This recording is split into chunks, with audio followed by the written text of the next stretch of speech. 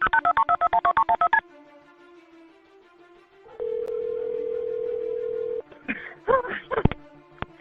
911, where's your emergency? This is Alex Murd at 4147 Moselle Road. I need the police to answer immediately. My wife and child are shot badly.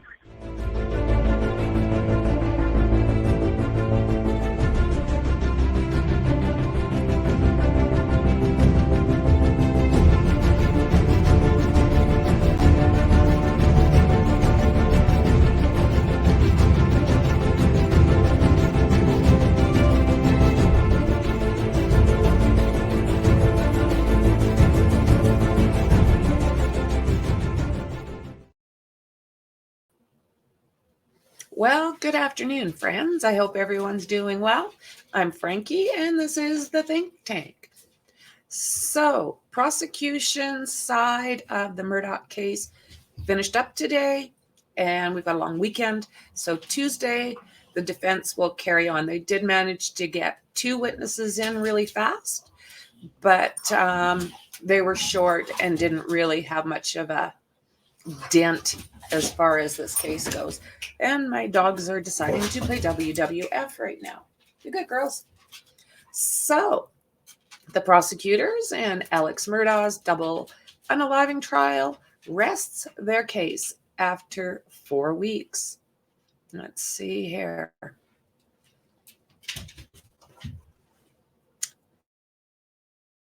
Four did agree.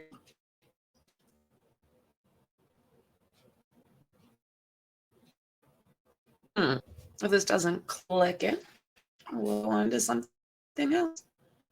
Lots of info out there now. Just thought maybe we'll touch on a little bit throughout. So we go, friends. Or not.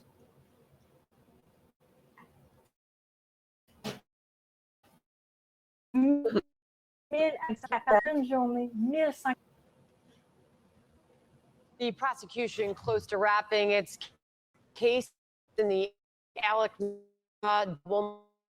trial there after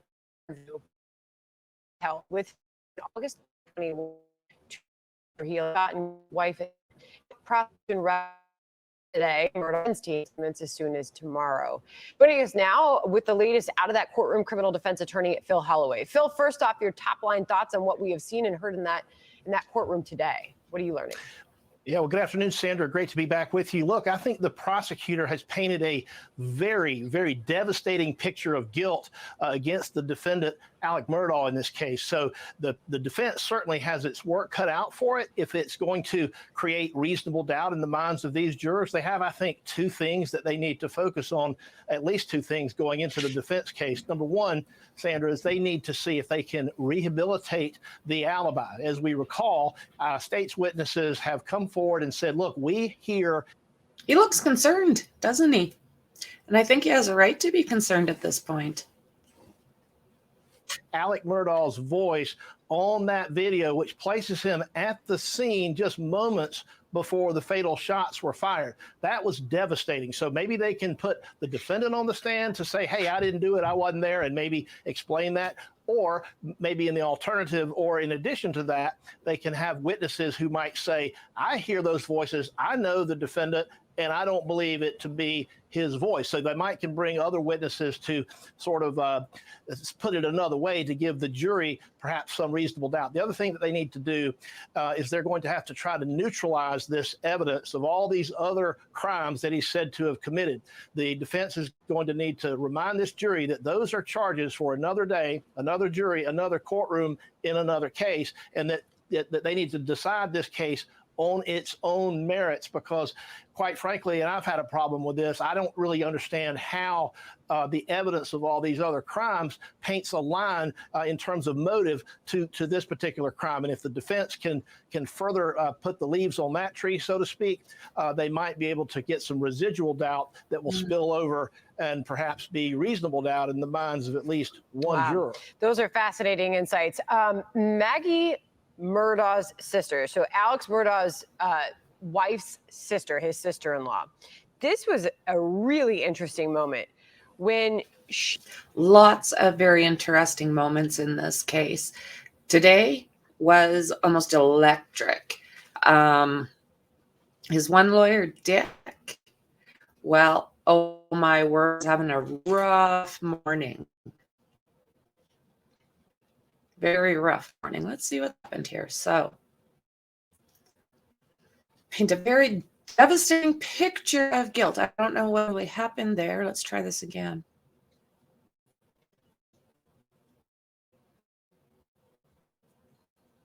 Oh, it actually flipped pages on me.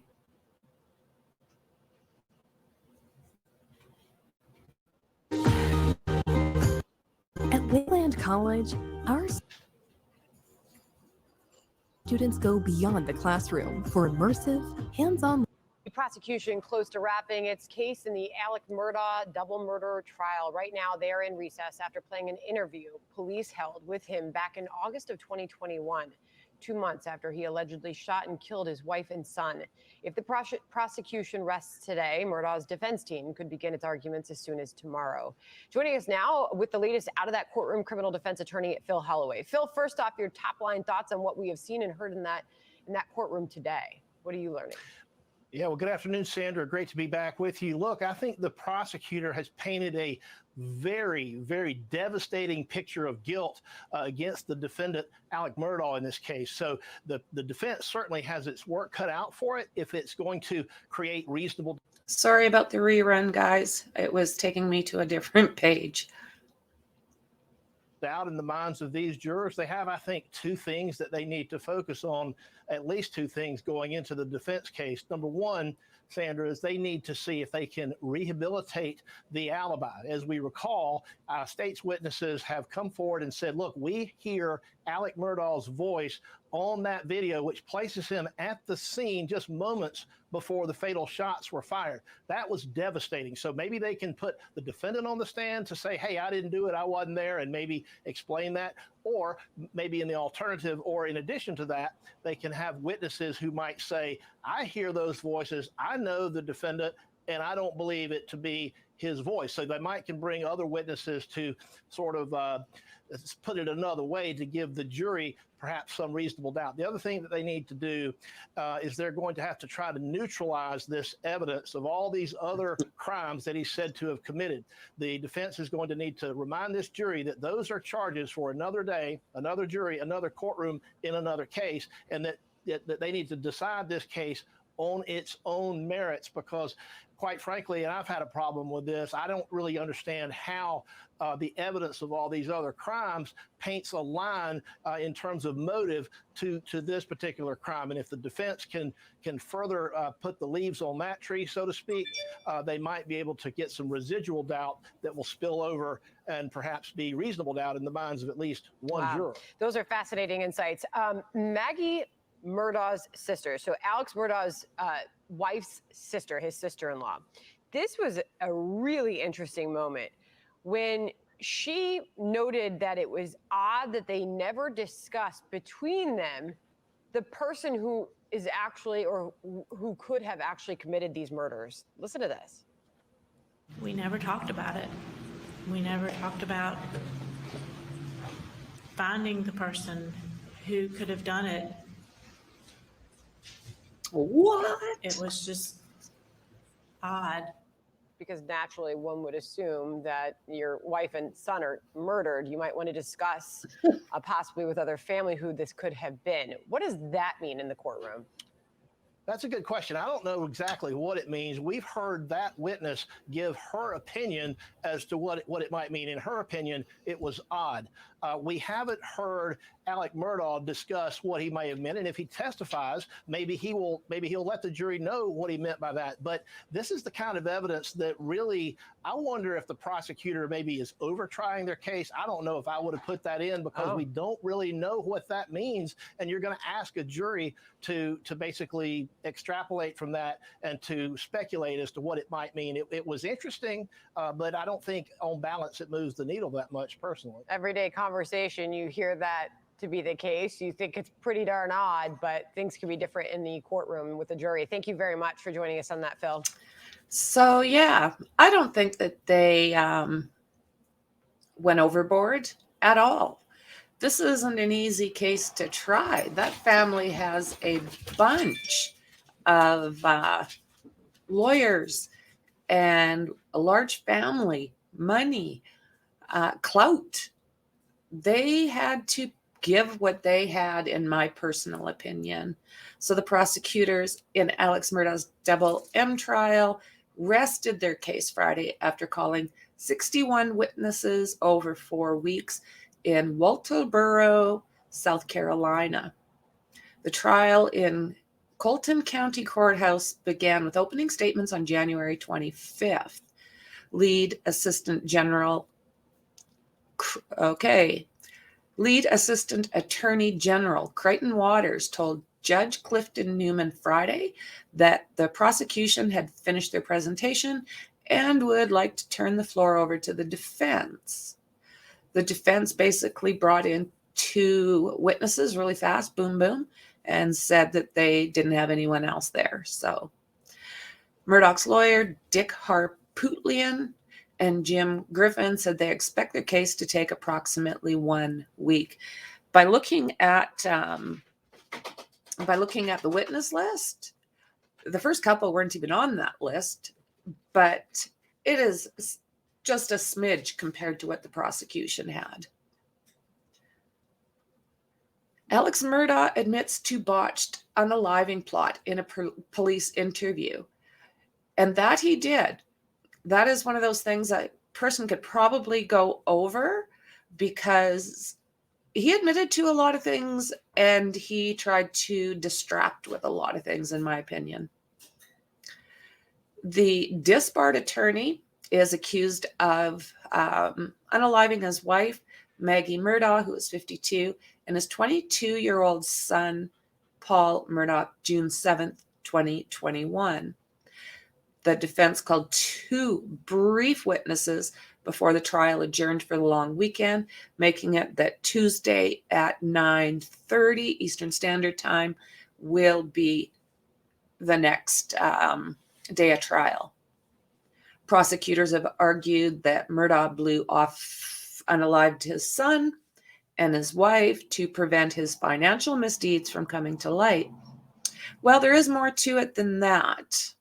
There's that boat accident that was coming up that was also going to point out a lot of financial issues as far as Mr. Murdaugh goes. The day of the unalivings, the chief financial officer of Murdaugh's law firm confronted him about $792,000 in missing fees. And then this is what happened that evening. They were called individually to come to the house, and for some reason Buster wasn't. The family was also facing a multi-million-dollar wrongful death suit over a 2019 boat wreck that killed 19-year-old Mallory Beach and injured 4 others. 3 days after the unalivings, a hearing was scheduled in the case that would have forced him to open his books, and his alleged financial crimes would have been exposed. After the unalivings, the firm temporarily halted its inquiry into the missing funds, and the boat wreck hearing was canceled. And the only way that that was going to be canceled is if Paul was not around to go to court. But the string that would eventually unravel the Murdaugh's dynasty had already been pulled. Murdaugh was fired from his firm September 3rd, 2021, for allegedly embezzling millions from the firm and the clients, and millions. The next day, he had his DRUG dealer, Chris, or whose cousin Eddie Smith, bang him. So his living son, Buster Murdaugh, could collect $10 million in life insurance, according to the testimony. But Smith only grazed Murdaugh's head. They're trying to make it look like it was a lot worse than it was, but we do know that if he really wanted to be unalived and he had talked somebody into doing this for nothing, he didn't have to pay this guy allegedly, nothing. So if he really wanted to be unalived, there could have been 2 tries at it, right? Not too sure who this is. This is the one brother, I think he's John Buster, and Lynn is the sister. And I'm not sure who this is at this point. The defense has argued that Murdaugh was a devoted husband and father of 2 who stole from his firm to fuel a raging opiate addiction that cost him upwards of $50,000 a week. I call bullshit, because he would never survive doing, I think they said 90 oxys a day. It's not reasonable. 50,000 a week. The jurors told jurors that Murdaugh would never unalive his wife and son, especially in such a brutal fashion, and implied that they could have been hit for drug debts. His lawyers have highlighted what they have called the South Carolina Law Enforcement Division's shoddy investigation and accused agents of impeding, zeroing in on Murdaugh without considering other suspects. Well, with that said, no. There is a lot. There is a lot. So we'll go over and peek at what Maggie's sister had to say. So it's saying that she recounts the strange comments after the unalivings, and in her full testimony, it says it was. Well, I don't think she ever in a million years wanted to believe that he would do something like this.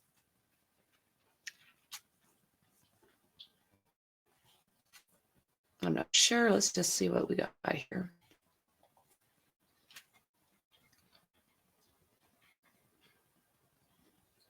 And if it keeps on, it's just him walking in. We don't need to see that now, do we? No. So Maggie Murdaugh's sister testified on this past Tuesday that she encountered her sister. She encouraged her sister, to visit Moselle the night that she was unalived, and recounted Alex Murdaugh's strange comment after the unalivings. Maggie called me that day, Marion Proctor told jurors in the Colton County Courthouse in Waterboro, South Carolina, that Alex really wanted her to come home that night. She hadn't planned on it. Proctor, Maggie's older sister, is the first family member to testify at Alex Murdaugh's double unaliving trial. Murdaugh is 54 and is accused of unaliving his 52-year-old wife and his 22-year-old son, Paul. In June, near the dog kennels of the family sprawling hunting estate known as Moselle in Arlington, South Carolina. So this is a 1,700-acre hunting area. Maggie didn't want to go home that evening. She often stayed at the family's beach house in Modesto, but Murdaugh's father had just been admitted back into the hospital. I said, Maggie, Alex, and his dad are super close, so that's probably what you should do. Go be with him if he needs you. She also testified of her last conversation with her sister. I think that was the last conversation with her sister. Lead prosecutor Creighton Waters asked her if she had pressured Maggie to go to Moselle June 7th, and she said, "I did," and then started to cry. The next day, she learned about the shocking tragedy. "I just couldn't believe it." Recalled Proctor, who had to deliver the news to her parents. She said it was just the worst. So, Alec, Maggie, Paul, Buster. After the unalivings, Murdaugh allegedly told her whoever committed these heinous crimes had thought about it for a really long time, she said. He also spoke a lot about the 2019 boat wreck that killed Mallory Beach. Paul, who had a blood alcohol level 3 times the legal limit, was driving his father's boat when he crashed into a bridge, killing Mallory Beach and injuring the 4 other friends. So we're talking like the one that made the call, he had a broken jaw when he was, they were injured. The accident led to a wrongful death suit against the Murdaughs and set off an unthinkable spiral of destruction. So basically, it was the boat accident. Well, between the boat accident and the law firm catching on to what he was up to, his world was imploding. Proctor said after the killings, Murdaugh was very intent on clearing Paul's name. He said that was his number one goal. And she said that she thought that was strange because her number one goal was to find out who unalived her sister and Paul. She described her sister as a really good person, a free spirit who was devoted to her family, and you can tell. Buster and Paul were her world, she told the jury. She didn't care what they were doing. She wanted to spend the time with them. I understand that. I've got a son that I don't get to see near as much as I'd like to. Although Maggie was a girl's girl, she would accompany her sons fishing and hunting just to be near them. She would get into the hunting stands with her sons, and the boys would tell her she was making too much noise, turning magazine pages. She described Paul as a sweet, sweet boy who was always wanting to help. On cross-examination, Proctor said that Murdaugh was destroyed by the slayings. Although Maggie and Alec's marriage wasn't perfect, she did say they were happy. I think this is fairly long. Let's see here. Might be one that I've shown before.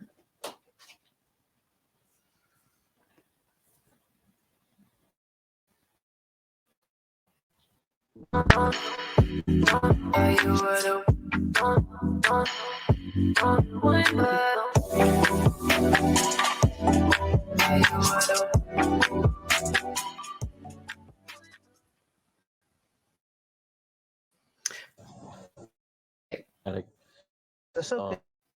I know you need I know.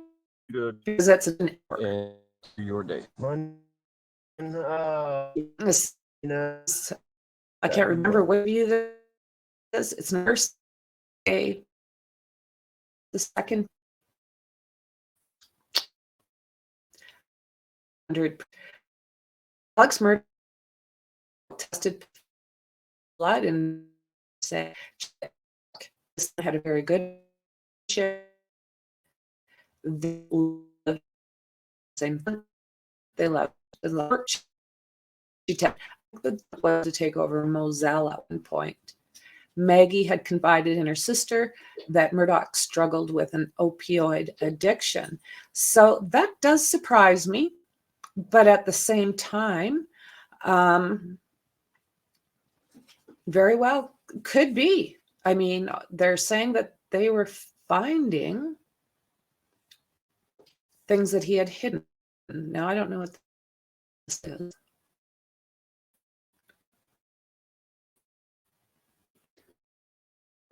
Okay.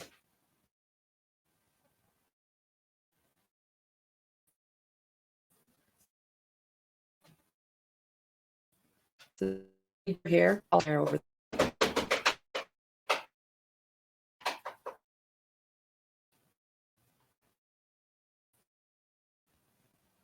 It's interesting, isn't it?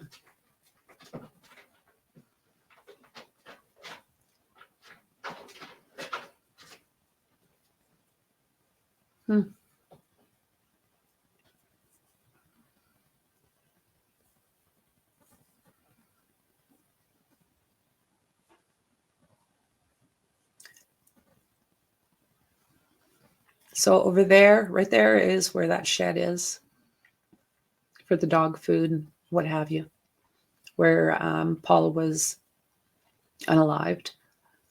Would be right there.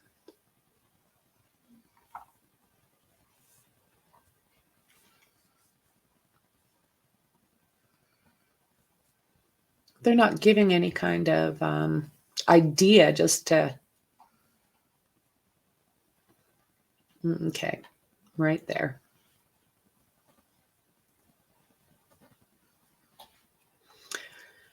So Maggie called her son a little detective because if there were pills in the house that his dad shouldn't be taking, he was determined to find them.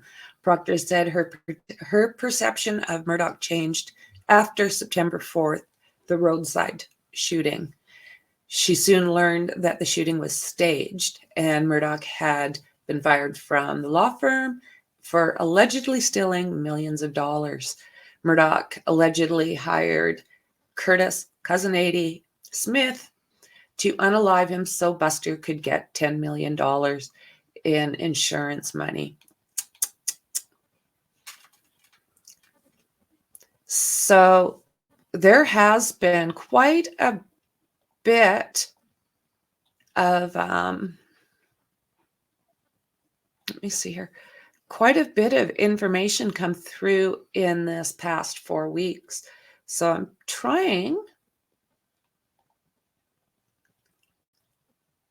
can give you kind of a fast overview here without going too long into it. So Alex Murdaugh's own brother called detectives to report suspicious behavior after the roadside shooting that he planned for insurance pay. I don't think these yet sitting shirtless in the back of an ambulance on an isolated rural road in South Carolina. Alex Murdaugh told of a shocking story to the paramedics treating him for a gunshot wound to the noggin. He stopped to change a tire and that had suddenly gone flat when a man in a truck passed him and then doubled back, offered to help him, but then shot him. A real nice guy, he said. And then Alex said, well, he acted like it. I turned my head and I mean, boom. The date was Saturday the 4th, 2021. It had been almost 3 months since Alex's wife Maggie and son Paul were unalived by an unknown assailant at their hunting lodge. That would be your best way to describe Moselle, is their hunting lodge. Now, here was Alex being readied to be airlifted to a hospital in Savannah, Georgia to get treated for these injuries, although the wounds he sustained were minor. It appeared to most observers that someone was indeed out to get the Murdaugh family. And yet, Alex would admit within a matter of days that the entire story of the roadside shooting was fiction. What authorities did not yet know was the roadside shooting happened a day after the partners in the family law firm where Alex had worked forced him to resign after discovering he had allegedly been stealing from them and their clients for years. They'd been planning to wait until Monday to announce the news when they too learned that Alex had been shot. So another delay. That very Saturday morning, just hours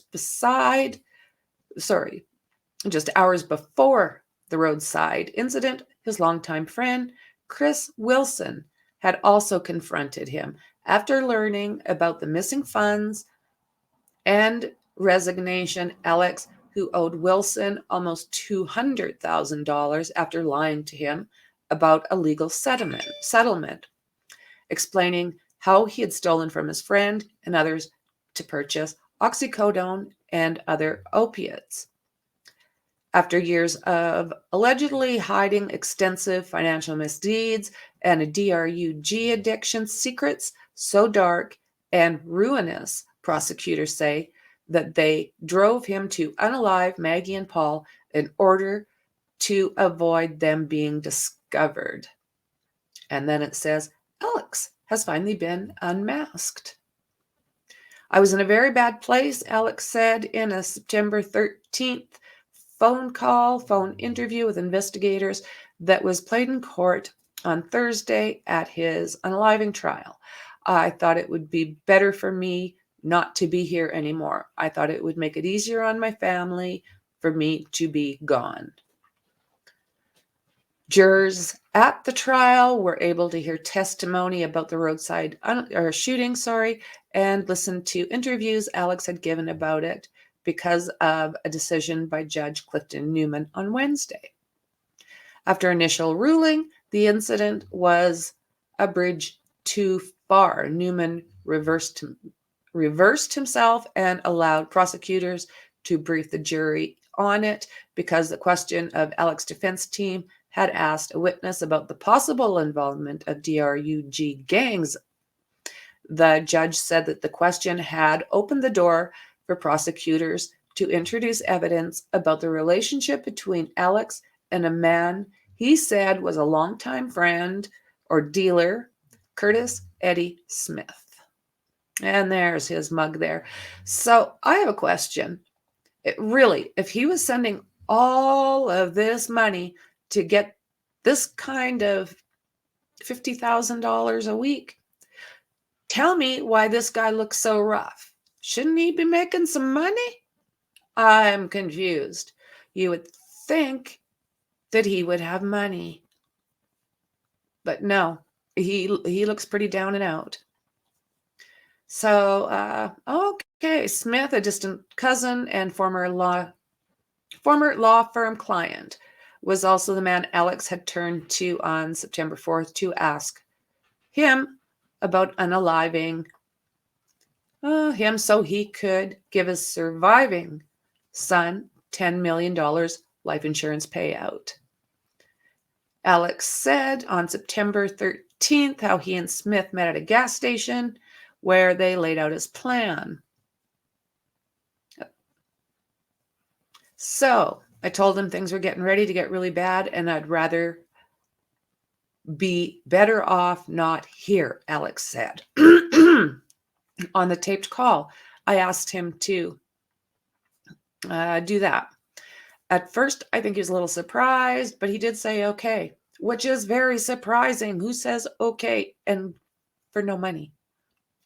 But hey, Alex described how they drove to the isolated road where he punctured a rear tire on his car. Well, his wife's car. It was the black Mercedes that, there we go, belonged to his wife with a knife which he threw across the road into some tall grass. And that would be that here. And then he said he gave Eddie a handgun and he pulled the trigger, but he missed. He only got a graze, temporarily blinding him. Once Smith left and he had fired the shot, Alex called 911 and began his extensive set of lies. And weren't they extensive? So let's see here. So we know that he punctured that himself and threw the weapon across the street and over into the other side ditch. Kelly testified that Randy called detectives on September 6th, 2 days after the roadside, to alert them that Alex had been making calls from his hospital bed to unknown numbers and that Alex had even tried to bribe a nurse to let him use her phone. When authorities traced the numbers, they linked one to Smith. and Alex's scheme fell apart. Both men were subsequently charged over the incident, and those trials have not happened yet. In the phone interview with investigators played in court on Thursday, yesterday, Alex said he had decided to go through with the shooting scheme because he believed Buster would be better if he was not around. I knew I was about to lose everything. I figured he'd be better off that way than dealing with me. So that's basically how Cousin Eddie ended up coming in. Let's see here. So yeah, I will.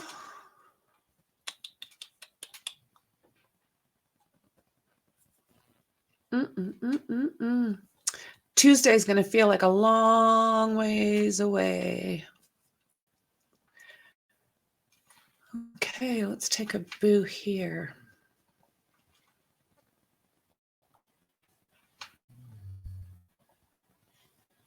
So this says that he was spending up to $50,000 per week. I'd like to know your opinion on this because that is an awful lot. And I think that that would be noticed. So when Alex was arrested on dozens of charges in 2021, including unalivings of his wife and son, his lawyers publicly claimed that he had been battling opioid addictions for years. Talks about $50,000 a week, and that he had asked Curtis Eddie Smith to help him unalive himself so that Buster could get that money. So let's see here. Griffin asked Owen, let's see here. Griffin mentioned Murdaugh's habits while cross-examining SLED Special Agent David Owen, who is the lead investigator in the unaliving case. He insinuated that the money was being paid to smugglers with Smith as a middleman, but that Smith was skimming some of the funds. Well, he doesn't look like he was skimming a lot. So he allegedly said that there was members of a gang that could be suspects of these unalivings. He also asked Owen why Smith's DNA was not tested against evidence taken from the crime scene. Owen said that the only suspect in that case had always been Alex.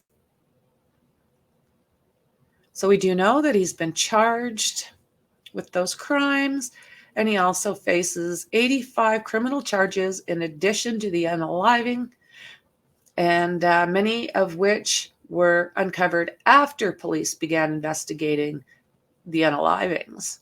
The cases will be tried after this case is over. And this here is saying that they are expecting about 2 more weeks. So I'm going to go through. I do have quite a bit of notes over the past few days. So I'm going to go through those, take a look at what I have, make some sense of them, and probably do something with that as well and get it to you. But other than that, I just wanted to kind of catch you up, let you know that defense is now going to be starting on Tuesday. And I think that basically the prosecution ended on a high note. I believe that they did their job well. Dick, he was a little dickish this morning. He was kind of arguing with everybody. So I don't know if that was a good look for him. But we'll see come Tuesday morning. Again, it is 9:30 Eastern Standard Time. And I will be watching it, taking notes, and make sure to get that to you as well. So for now, friends, once again, thank you for spending this time with me. I appreciate you. And I'm very much looking forward to seeing you in the next one. Bye.